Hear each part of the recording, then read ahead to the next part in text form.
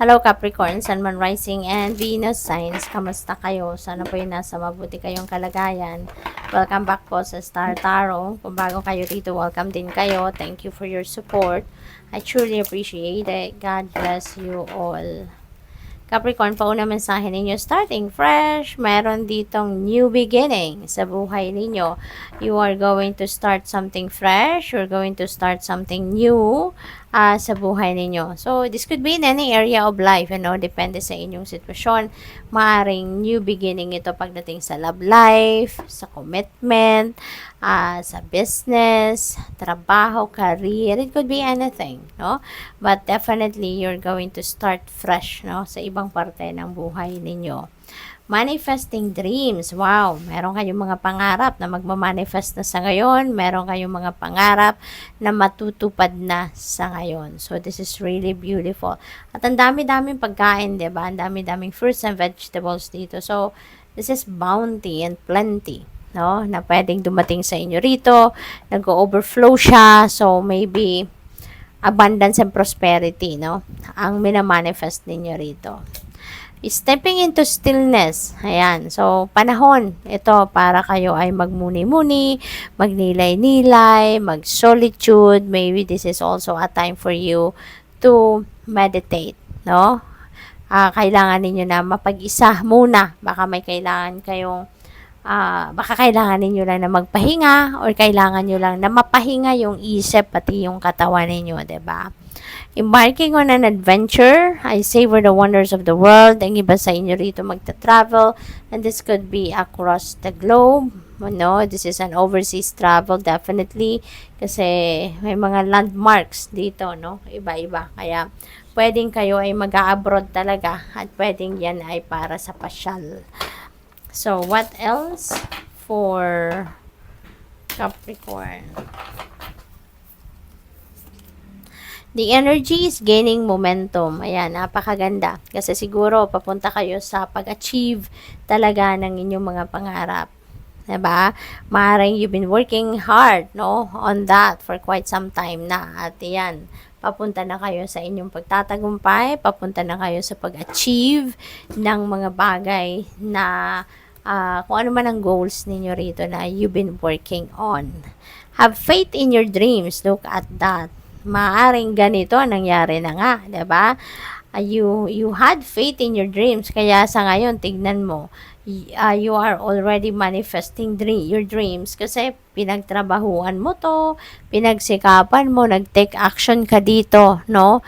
Para makarating ka rito sa pagmamanifest ng inyong mga pangarap. So, this is your hard work paying off, no? Makukuha mo na, ma-achieve mo na kung ano man yung mga pangarap mo dahil yan sa sipag at tiyaga na ginawa ninyo. Kaya, continue on, no? Continue on to persevering kasi hindi lang dito nagtatapos, no, yung pangarap ninyo. There are other pangarap siguro kayo na kailangan na din ninyong ipagpatuloy pa, 'di ba? Now that you are achieving some of your dreams, kasi siguro hindi lang naman ito ang pangarap ninyo.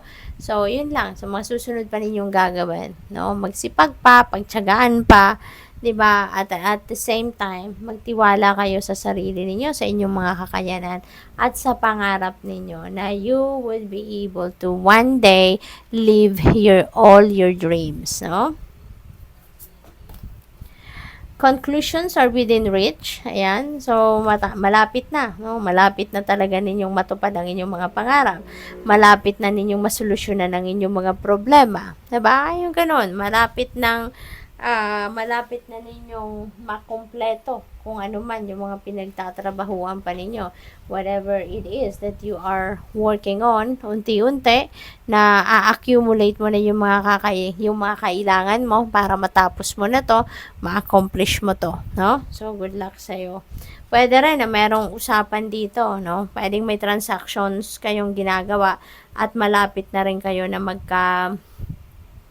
malapit nyo na rin itong matapos at mag-a-agree na kayo, maaring kayo magpipirmahan na ng kontrata.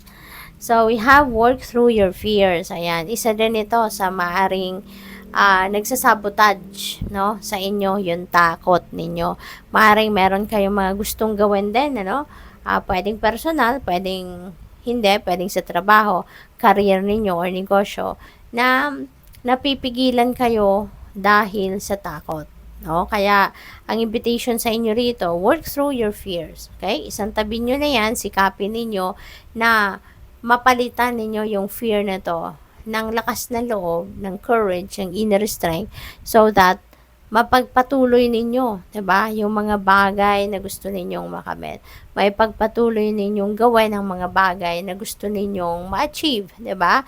Kasi kung may takot, walang mararating, 'di ba? You will be stagnant. You will be stuck kung nasaan kayo, 'di ba? So you really need to work through your fears para na makapag-move on kayo, makapag-move forward kayo at makarating kayo sa pagtatagumpay, 'di ba? Kasi maaring mga malalaking bagay itong kinakatakutan ninyo.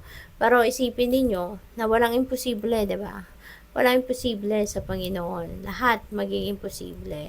Pati na yun, yung pagsasantabi ninyo sa takot ninyo. Kayang-kaya ninyong gawin yan. Okay?